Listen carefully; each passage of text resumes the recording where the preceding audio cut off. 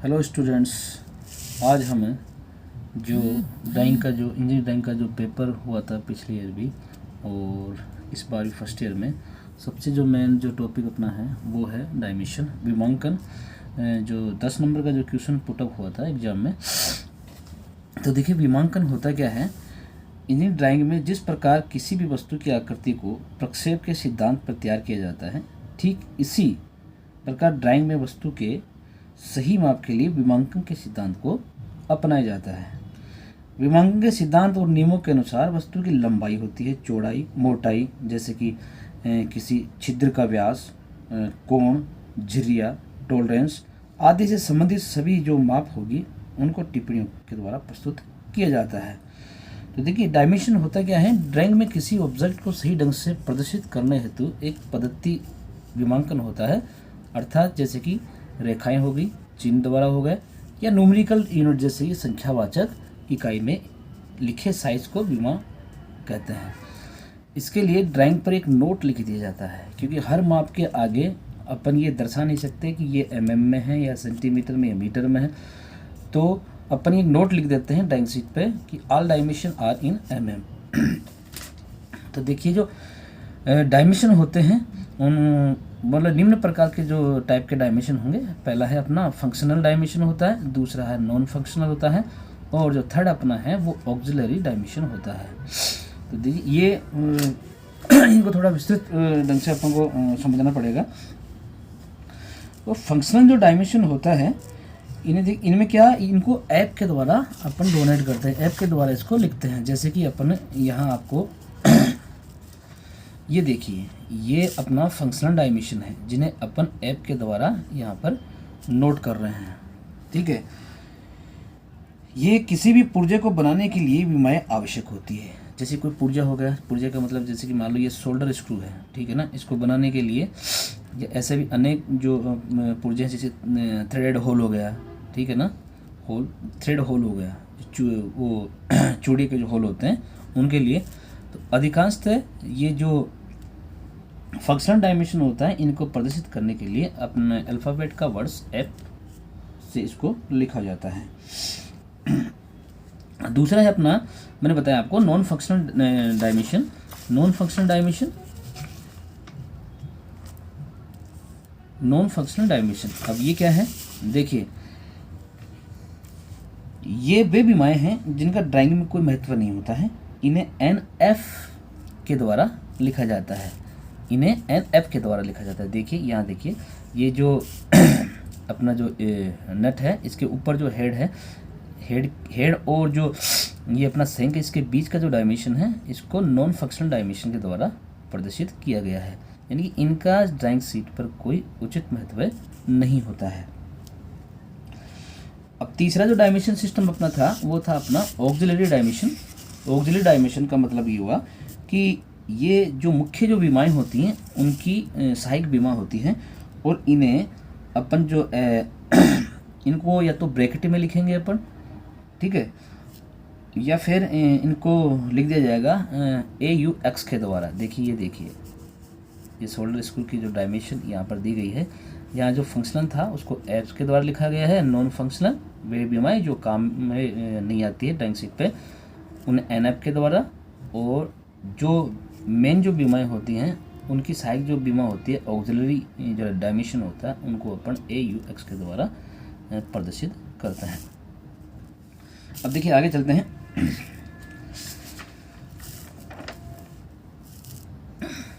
जो सिस्टम और डायमेंशन होगा, ठीक है ना, इससे पहले अपन को जो डायमेंशन जो पद्धतियाँ होती हैं इनमें जो लाइनिंग प्रयोग की जाती है उन लाइन के बारे में अपन को देखना बहुत ही आवश्यक है। तो सबसे पहले देखिए जो लाइन का काम होगा, सबसे पहले अपना है एक्सटेंशन लाइन। अभी हम आपको इसके बारे में बताएंगे। एक्सटेंशन लाइन, दूसरा है अपना है डायमेंशन लाइन, तीसरी जो लाइन है वो अपना है लीडर लाइन, और चौथा है अपना है एरो हेड। तो सबसे पहले अपन एक्सटेंशन लाइन के बारे में देखते हैं। एक्सटेंशन लाइन से अपना तात्पर्य क्या है। देखिए एक्सटेंशन लाइन, ये जो लाइन होगी ये देखिए, ये तो डायमेंशन लाइन है, ठीक है, और ये जो ऑब्जेक्ट लाइन से जो ये इतना स्पेस छोड़ के जो लाइन काटी गई है, ठीक है ना, ये एक दूसरे से दोनों पैरेलल होगी, समानांतर होगी।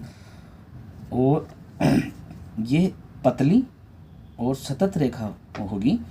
ये ऑब्जेक्ट रेखा का बढ़ा हुआ रूप होता है। ऑब्जेक्ट रेखा जो बाउंड्री वाल अपनी वो होती है अपनी ऑब्जेक्ट रेखा, यानी किसी भी वस्तु की जब बाहरी सीमा होती है उसको दर्शाने के लिए जो रेखा प्रयोग में लाई जाती है उसे अपन ऑब्जेक्ट लाइन बोलते हैं। दो विस्तार रेखाएं हमेशा समानांतर होती है। जो एक्सटेंशन लाइनें होगी दोनों वो एक दूसरे से पैरेलल में होगी। सामान्यतः ये रेखाएं वर्टिकल होती है। अधिकतर ये जो रेखाएं होगी वो कैसी होगी, वर्टिकल होगी, 90 डिग्री पे खींची जाएगी। लेकिन जो टेपर जो भाग होते हैं, ठीक है ना, उन्हें दिखाने के लिए इन्हें कोण पर खींचा जाता है। जो टेपर जो भाग होते हैं उनको दिखाने के लिए इनको कोण पे खींचा जाएगा। देखिए, ये देखिए जो अपन ने यहाँ पर प्रदर्शित कर रखा है, जो एक्सटेंशन लाइन है, ठीक है। यानी कि यदि टेपर का भाग होगा तो ये जो रेखाएं हैं वो कौन से एंगल पे चली जाएगी, 90 डिग्री एंगल पे चली जाएगी। इससे लो भी एंगल हो सकता है।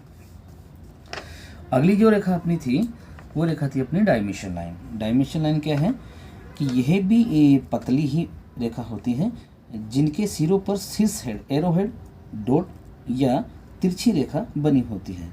डायमेंशन लाइन ये देखिए विमांकन रेखा जिसे लिखा गया, मैंने लिखा है विमांकन रेखा, यह डायमेंशन लाइन होती है। ये ऑब्जेक्ट लाइन से हमेशा ही पतली होगी, ठीक है।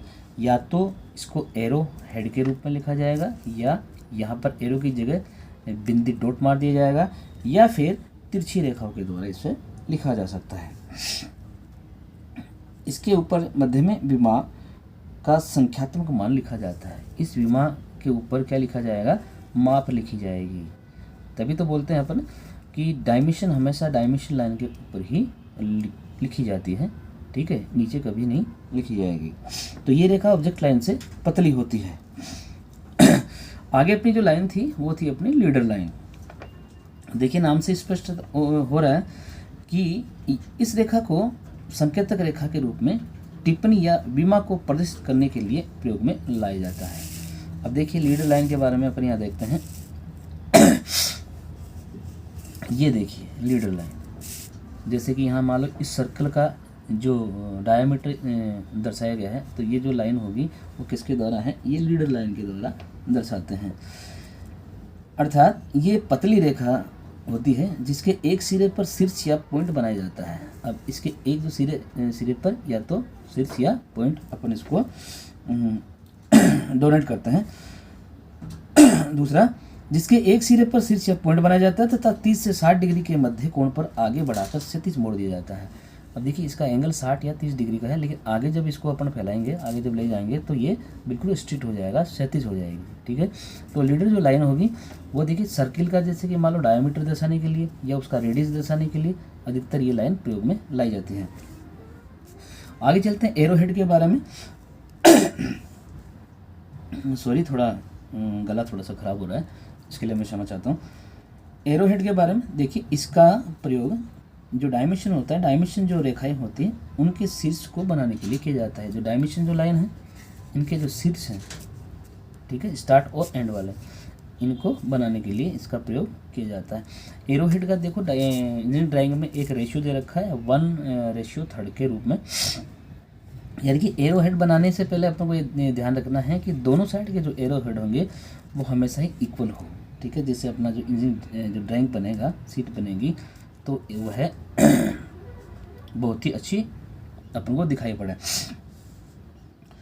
एरो हेड के बारे में देखिए, ये जो इनका जो शीर्ष होता है, ठीक है, वो 15 से 90 डिग्री के अंतराल पर झुका होता है। 15 से 90 डिग्री तक की झुकी रेखाओं को में इसका प्रयोग किया जाता है। मैं आपको दिखाता हूँ एरो हेड के बारे में।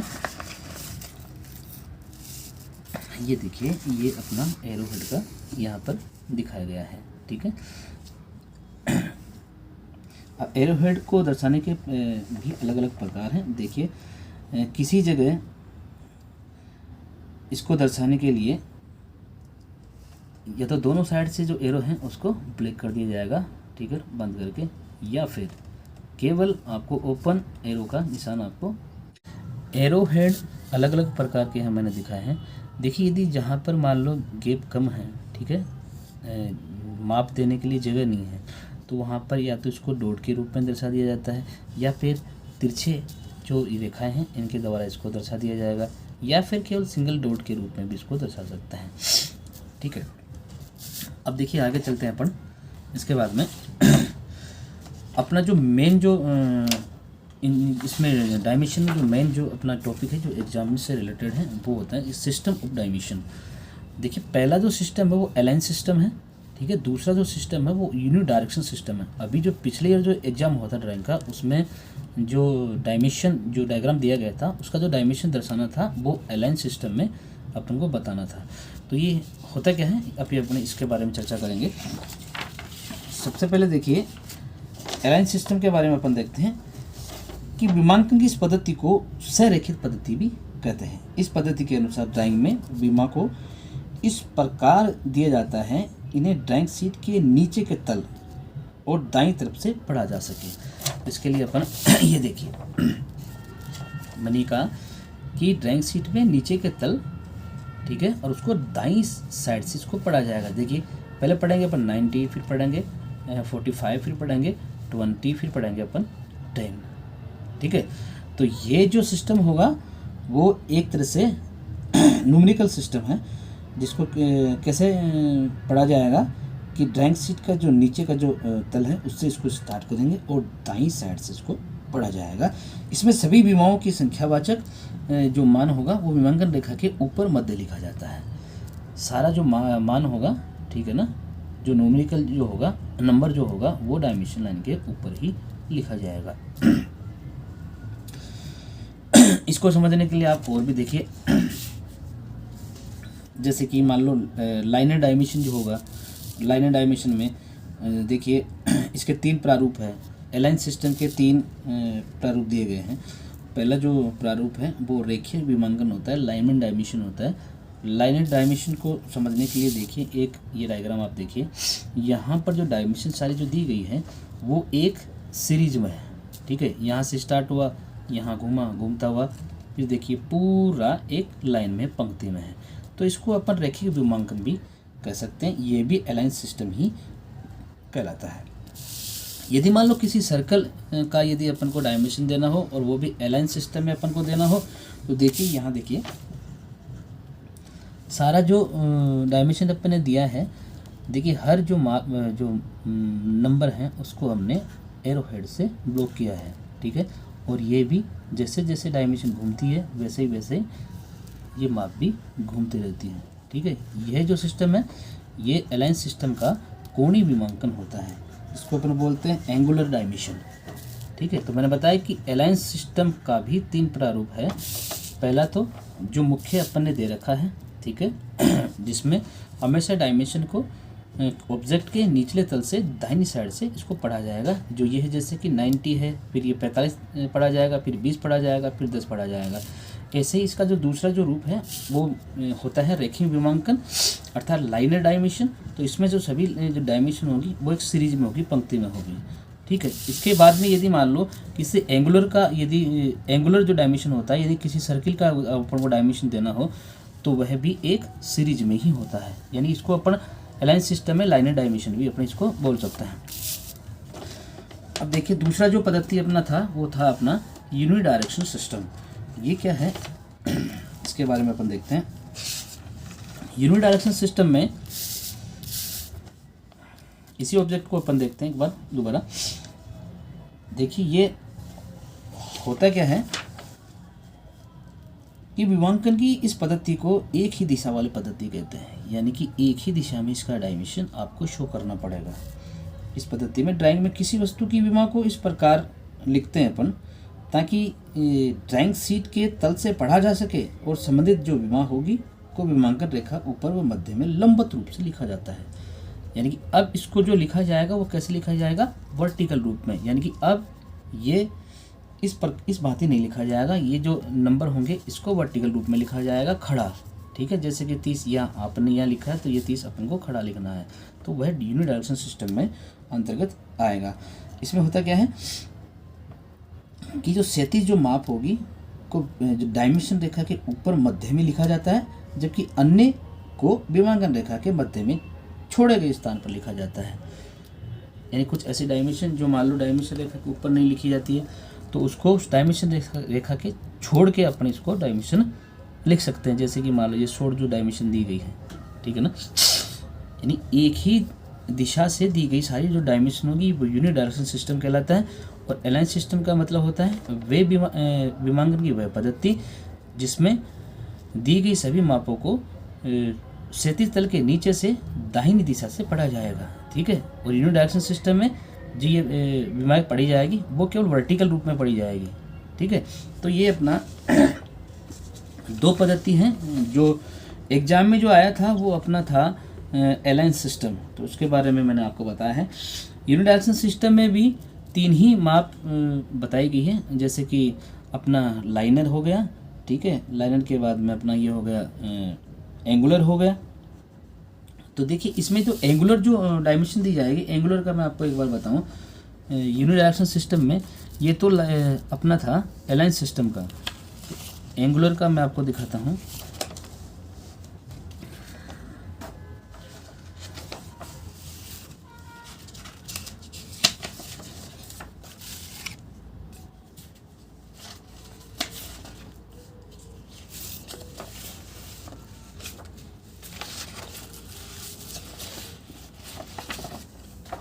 एंगुलर का यहाँ देखिए, यहाँ जो आपने डायमेंशन दे रखी है, अब इसमें क्या, ये तो अलाइन जगह है, एंगुलर उसमें यूनि डायरेक्शन सिस्टम में क्या होगा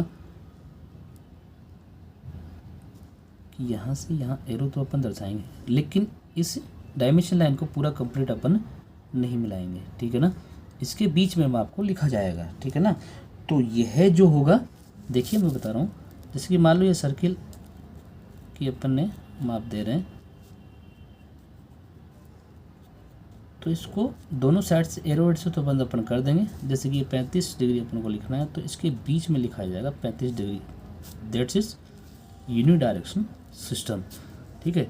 लेकिन अलाइन में क्या करेंगे अपन, अलाइन में इसको कंप्लीट दर्शा देंगे, इसको कंप्लीट दर्शाएंगे। कहने का मतलब यदि मान लो ये अलाइन सिस्टम है, तो यदि अपन यूनि डायरेक्शन सिस्टम में इसको दर्शाएंगे, जैसे कि मान लो अपन 90 की ये बात करें, ये 90, ये जो सिस्टम था ये था अलाइन सिस्टम। अब यदि यूनि डायरेक्शन सिस्टम में इसको दर्शा दिया जाएगा,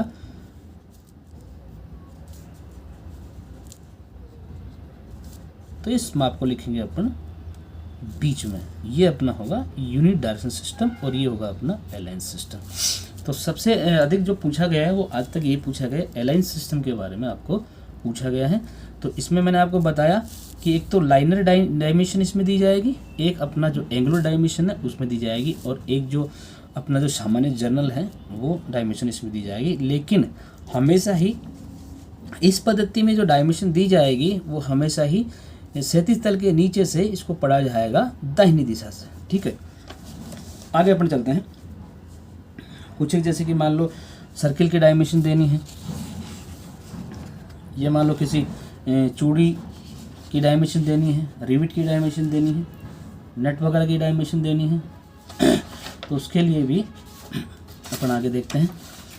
तो देखिए जो डायमेंशन जो अरेंजमेंट होता है, ठीक है ना, डायमेंशन कितने प्रकार से अपन दे सकते हैं, ये तो अपने सिस्टम थे। डायमेंशन देने के जो तरीके हैं, डायमेंशन अरेंजमेंट में देखिए, एक तो चेन सिस्टम होता है, एक होता है पैरेलल, तीसरा सिस्टम होता है कंबाइंड होता है, चौथा सिस्टम है प्रोग्रेसिव, और पांचवा होता है कोऑर्डिनेट। तो देखिए ये 5 सिस्टम डायमेंशन के है क्या, अपन इसको समझते हैं। सबसे पहले अपन देखिए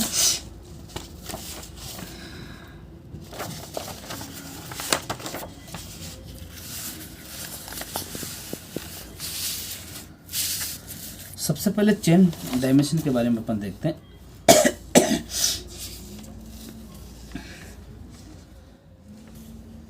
चेन डायमेंशन में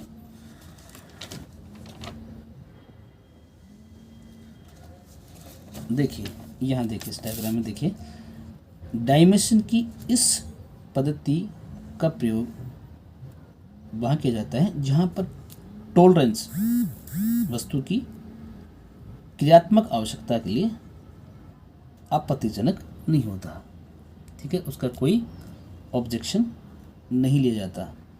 इसमें क्या होता है कि सारी जो डायमेंशन होती है उसको एक चेन के रूप में एक के बाद एक दिया जाता है।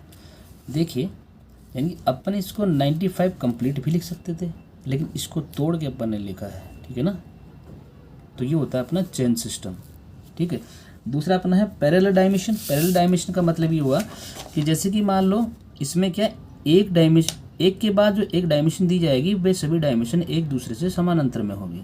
जैसे कि मान लो अपन ने जो 10 का डायमेंशन यहाँ दिया, ठीक है, इसके बाद में जो 20 का जो डायमेंशन दिया है इसने, ये जैसे कि मान लो ये 10 mm दूर है तो इससे 10 mm दूर इसने 30 का डायमेंशन दिया, इससे 10 mm दूर इसने 50 का डायमेंशन दिया है। तो ये सभी जो डायमेंशन होगी, सभी जो माप होगी वो एक दूसरे से पैरेलल में होगी, ठीक है, ये समानांतर होगी। तीसरा जो डायमेंशन है अपना कंबाइंड डायमेंशन है। इसमें आप पैरेलल में डायमेंशन होगा और एक चेन सिस्टम में भी डायमेंशन होगा। देखिए, इस साइड में पैरेलल में दिया गया है और इस साइड में ये चेन सिस्टम है, ठीक है ना। तो दोनों का जो कंबाइंड रूप होगा उसको कंबाइंड डायमेंशन बोला जाएगा। तीसरा है प्रोग्रेसिव डायमेंशन। अब इसमें क्या है कि इसमें डायमेंशन को बढ़ते हुए क्रम में लिखा जाएगा। देखिए, यहाँ डायमेंशन जैसे कि 10 दे दी, ठीक है ना, तो इससे जो ऊपर डायमेंशन होगी वो जैसे कि 30 डाल दी, इससे ऊपर जो डायमेंशन होगी कंप्लीट उसको 50 डाल दिए, ठीक है। और इसको एरो हेड के नज़दीक लिखा जाता है, ठीक है, इसको बीच में नहीं लिखा जाएगा, एरो हेड के नज़दीक लिखा जाएगा। जैसे कि यहाँ पर देखो 30 है या 50 या 65 है, यानी बढ़ते हुए क्रम में इसको लिखना है। ये जो डायमेंशन होगा वो प्रोग्रेसिव डायमेंशन के अंतर्गत आता है। अब जो अपना लास्ट था उसके बारे में भी अपन एक बार देख लेते हैं।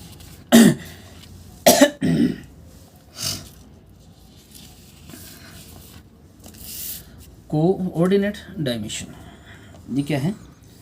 विमांकन इस विधि को जिग बोरिंग मशीन पर बनाए गए पुर्जों की ड्राइंग बनाने में किया जाता है। जैसे कि जो पुर्जों की ड्राइंग होगी, अधिकतर ये मैकेनिकल ट्रेड में अधिकतर आप ये डायमेंशन सिस्टम वहाँ पर देखने को मिलेगा। ये जो पुर्जे वगैरह जो होते हैं उनकी जो डायमेंशन होगी वो कोऑर्डिनेट डायमेंशन के अंतर्गत आती है।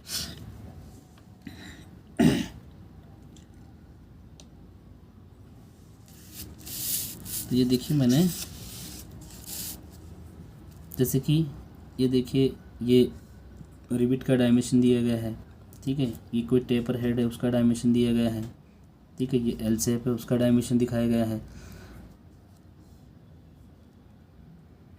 तो अपना जो मेन जो टॉपिक था एग्जाम के लिए वो अपना यही था कि डायमेंशन के दो सिस्टम थे।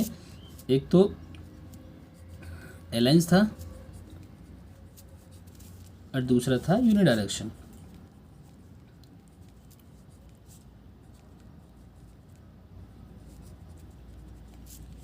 इन दोनों के बारे में अपन को देखना था,